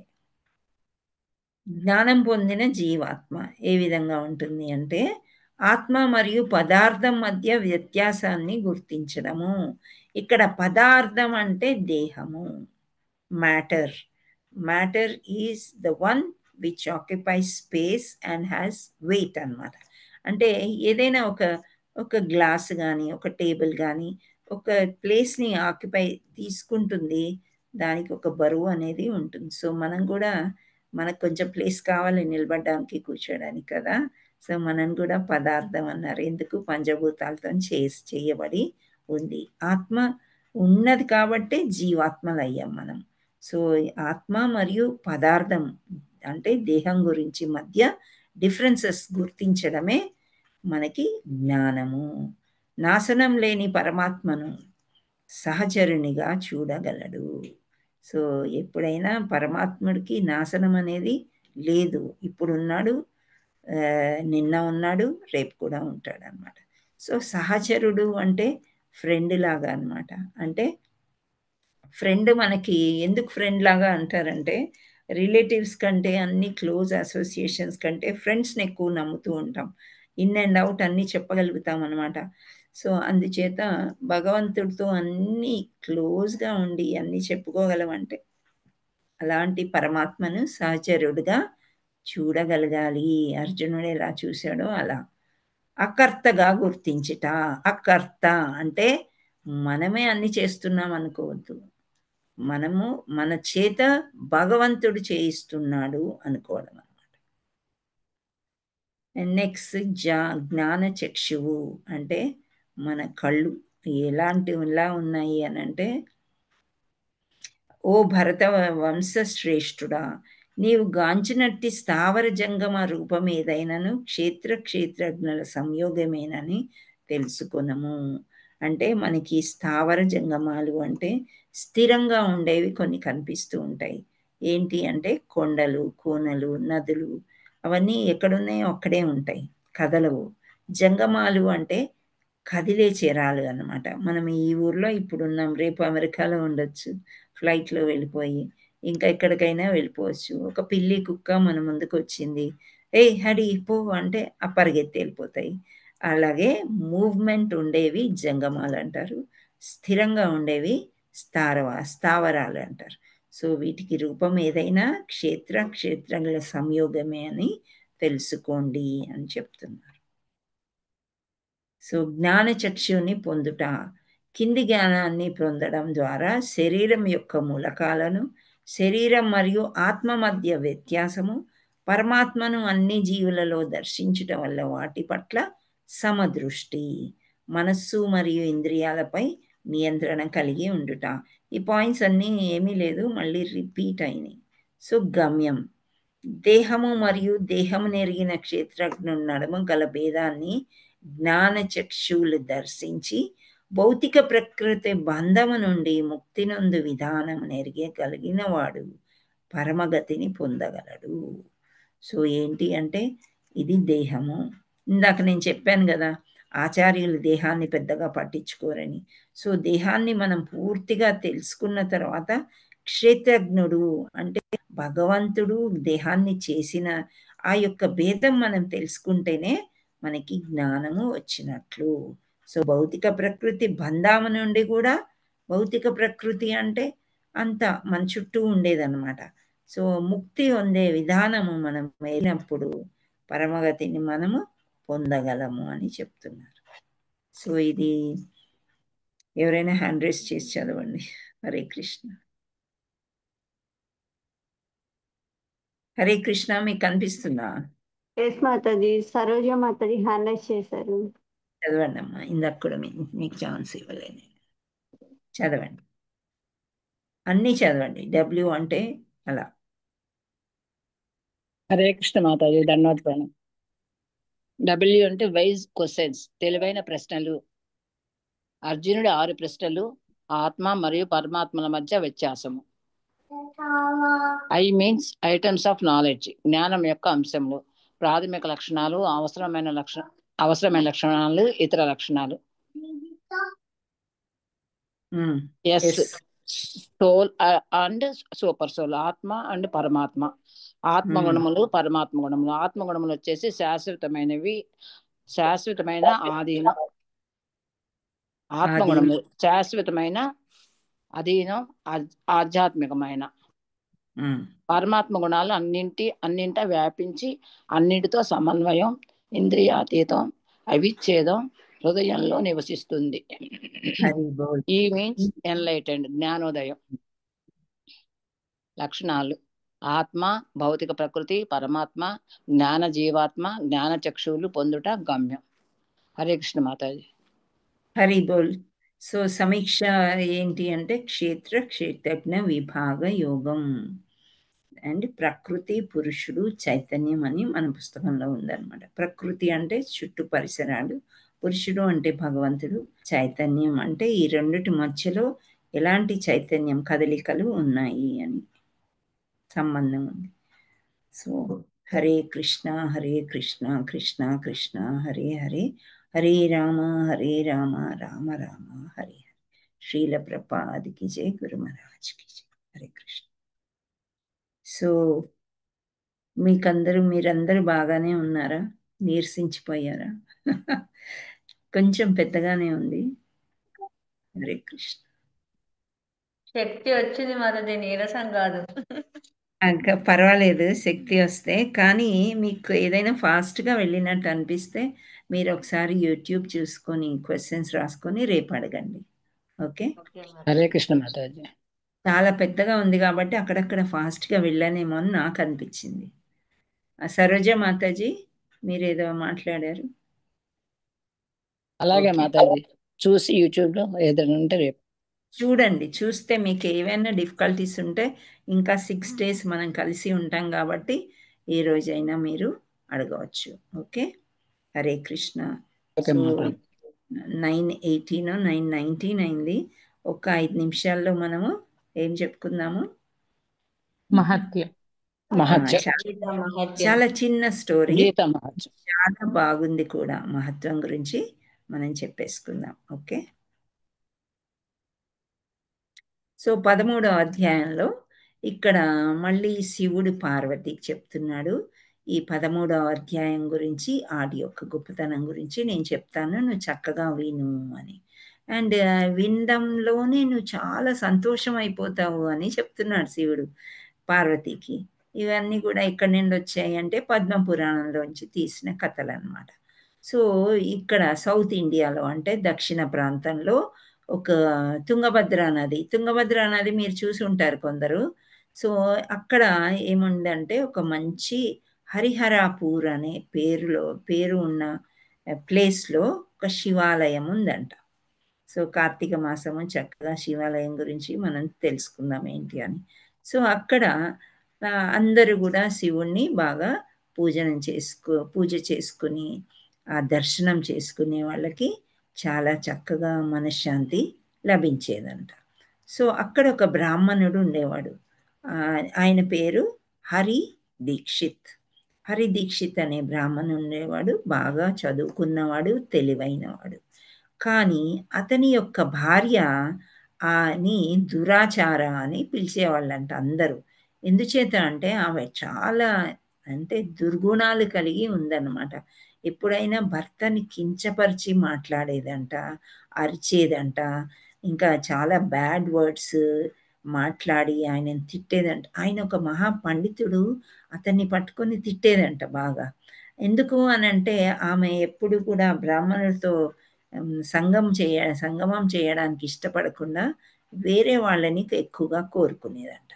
సో అలా ఇక్కడ సిటీలో ఆమెకంతా కూడా ఆమె ఉండే టౌన్లో చెడ్డ పేరు వచ్చేసరికి ఆమె ఒక అడవిలో వెళ్ళిపోయి దూరం వెళ్ళి ఒక చిన్న కుటీరం వేసుకొని అక్కడికి పిలుచుకునేదంట వాళ్ళ ఫ్రెండ్స్ని. అక్కడ ఆమె ఎంజాయ్ చేసేదన్నమాట వాళ్ళ ఆ యొక్క లవర్స్తోని ఎంజాయ్ చేసేదంట. సో అలా గడుస్తూ ఉందన్నమాట. అయితే ఒకరోజు రాత్రి ఆమెకి ఏమైపోయిందంటే ఇలా కోరికలు ఇంతకుముందు మనం అనుకున్నాం కదా, కోరికలు అంటే ఎట్లాంటివి అంటే ఒక్కరోజు తీర్చుకుంటే సరిపోదది, ఇంకెప్పటికీ ఆ కోరికలు పుడుతూనే ఉంటాయన్నమాట. అవి చాలా దరిద్రమైన కోరికలు. సో ఆమెకి చాలా ఎలా అంటే వేడెక్కిపోయి ఒళ్ళంతా ఒక పిచ్చి పిచ్చిగా ఉంది. సరే ఎవ్వరు ఆ రోజు మనుషులు దొరకలేదంట ఆమెకి ఎంజాయ్ చేయడానికి. అప్పుడు ఏం చేసింది, ఆమె ఉండే దగ్గరికి వెళ్ళింది అడవిలో. అక్కడికైనా ఎవరైనా వచ్చారేమో చూస్తానని. అక్కడ కూడా ఆమెకి ఎవ్వరు కనిపించకపోయేసరికి ఆమెకు చాలా పిచ్చెక్కిపోతుంది. ఇదేంటి, నా శరీరం ఎందుకుంది, నేను ఎంజాయ్ చేయడానికే కదా, నేను చేయలేకపోతున్నాను అని ఒక దగ్గర కూర్చొని గట్టిగా ఏడుస్తుందంట. ఏడ్చేసరికి అడవి కదా, ఒక పులి వచ్చిందనమాట అక్కడికి. ఆ పులి వచ్చి చూస్తుందన్నమాట. పడుకున్న పులి ఈమె గట్టిగా ఏడుస్తుంటే లేచి వచ్చిందంట. వచ్చి చూస్తుంది ఈమెని. ఇంకా ఆమెని ఇలా పట్టుకుని తినేయడానికి ప్రయత్నం చేసే లోపల ఆమె మాట్లాడిందనమాట. ఏమని, ఎందుకు నువ్వు ఇక్కడ నన్ను అంటే ఇక్కడ నన్నెందుకు చంపడానికి నువ్వు వచ్చావు? ఫస్ట్ నువ్వు నన్ను చంపే ముందు నువ్వు కింగ్ ఆఫ్ ద యానిమల్స్ కదా, సో నువ్వు ఏంటి, ఎందుకు ఇక్కడ ఉన్నావు అని ఒక మాట నాకు చెప్పు అని అడుగుతుంది ఆ పులి. సో అక్కడ సౌత్లో రివర్, ఆ పులి యొక్క వృత్తాంతం ఇప్పుడు చెప్తుందన్నమాట పులి. ఆ పులి అంట మంచి ఆస్టెరిటీస్ అంటే పూజలు చేసి భక్తుల్ని చంపదంట. బాగా నీచమైన క్యారెక్టర్ ఉండే వాళ్ళని అదిమి చంపేసి తినేస్తుందంట. సో అప్పుడు ఆమంటది, నువ్వు ఎట్లాగో చాలా నీచమైన క్యారెక్టరే కదా నీది, సో నిన్ను నేను ఇప్పుడే చంపేస్తాను అని అంటది. అని ఆ తర్వాత సరే నువ్వు ఇలా నీ పూర్వ వృత్తాంతం ఏమైనా తెలిస్తే నాకు చెప్పు అని అడుగుతుందన్నమాట ఈవిడ. అడిగేసరికి ఆమె చెప్తుంది, ఆ పులి చెప్తుంది, ఒకానొక సందర్భంలో దక్షిణ ప్రాంతంలో మాలాపాహ అనే పేరు ఒక నది ఉండేదంట. సో ఆ నది దగ్గర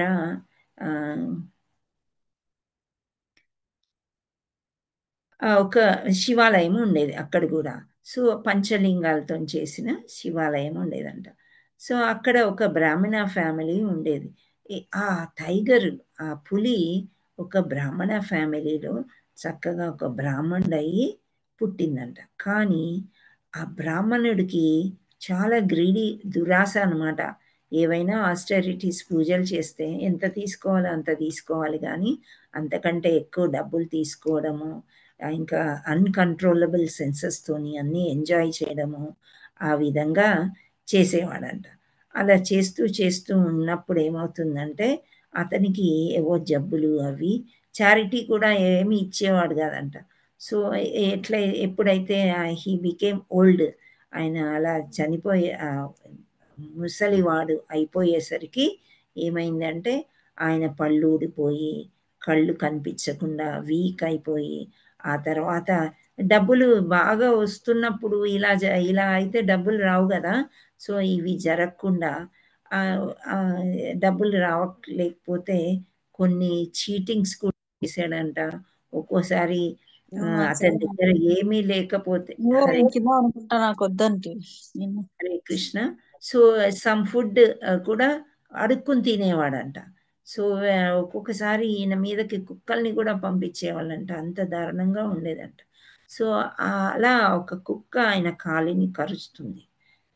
కరిచేసరికి అతని విషము ప్రయోగం అయినట్లయి నెమ్మదిగా అతను చనిపోతాడు. ఈ దురాశ వల్ల అతనికి ఏమైంది, ఏ బాడీ వచ్చిందంటే, ఇప్పుడే మనం క్షేత్రజ్ఞ బాడీ గురించి తెలుసుకున్నాం కదా. సో ఇంకా నువ్వు ఇలా పీక్కుని తినొచ్చు, అని చెప్పేసి ఒక టైగర్ బాడీ వచ్చింది, ఒక పులి శరీరం వచ్చిందనమాట. అందుచేత నేను ఇక్కడ ఈ డేంజరస్ ఫారెస్ట్లో నేను ఇక్కడ తిరుగుతూ ఉన్నాను అని చెప్తాను. సో అక్కడ మళ్ళీ ఏమవుతుందంటే మాతాజీ వాయిస్ బ్రేక్ అవుతుంది. హరే కృష్ణ. అవునా? ఇప్పుడు వాయిస్ Clear బ్రేక్ గా అవుతుంది. వస్తుంది మాతాజీ. వాయిస్ బ్రేక్ అవుతుంది మాతాజీ, క్లియర్ గా రావట్లేదు. బాగానే వస్తుంది కదా. హరే కృష్ణ. వేరే వాళ్ళకి బాగానే వస్తుందంట. మీరు ఒకసారి మీ ఫోన్ ఆఫ్ చేసి మళ్ళీ ఆన్ చేయండి మాతాజీ, ట్రై చేయండి. ఓకే మాతాజీ. ఓకే. సో ఎందుకు ఇలా వచ్చిందంటే పూర్వజన్మలో నేను ఎవరిని కూడా మంచిగా చూడలేదు. ఎప్పుడు సన్యాసుల్ని వాళ్ళంతా కూడా బాగా సాధించేదాన్ని అని చెప్పేసి ఇలాంటి జన్మ నాకు వచ్చింది అని చెప్పి చెప్తాడు.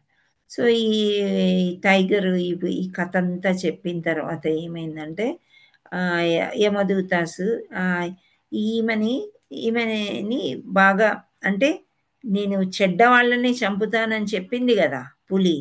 సో ఈమె మీద పడి గీరేసి ఆమెని చంపేస్తుంది. అంటే ఎక్కడ చచ్చిపోయిన తర్వాత ఆమె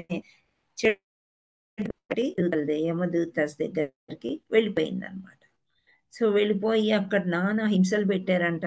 ఏదో మలమూత్రాలు ఉండే దాంట్లో పడేసి అలా చాలా అవస్థలు పడి కొన్ని వేల సంవత్సరాలు అక్కడ ఉండిపోయి ఆ తర్వాత ఒక ఫీమేల్ చెండాల లాగా పుట్టింది. చెండాలులు అంటే కుక్క మాంసం తినే నీచమైన జాతి వాళ్ళు అనమాట.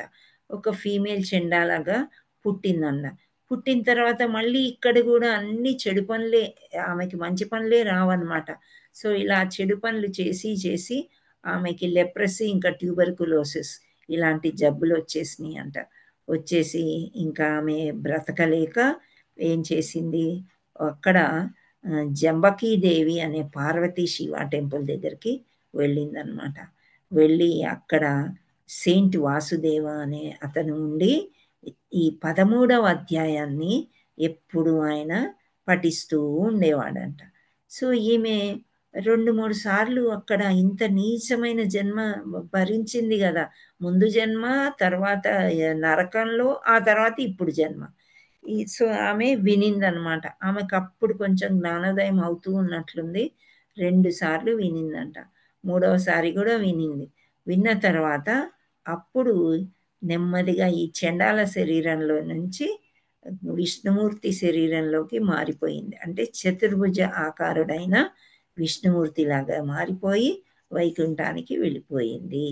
సో ఈ 13వ అధ్యాయం విన్నంతనే ఆమెకంతా మంచి ప్రాప్తి లభించింది అని చెప్తున్నారనమాట. సో శివుడు పార్వతీకి చెప్తే పార్వతి ఎంతో సంతోషించింది. ఇన్ని కష్టాల తర్వాత అట్లీస్ట్ ఇప్పుడైనా ఆమె వైకుంఠానికి చేరింది. సో ఎన్నో జన్మలు ఆమె కష్టపడి 3 జన్మలు మనకే చూపించారు.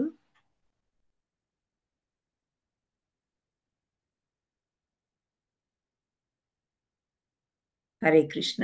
సో అలా కష్టపడి ఆమె వైకుంఠానికి చేరింది అని చెప్తున్నారు. సో 13వ అధ్యాయం అనేది చాలా చాలా ముఖ్యమైనది అని శివుడు పార్వతికి చెప్పాడు.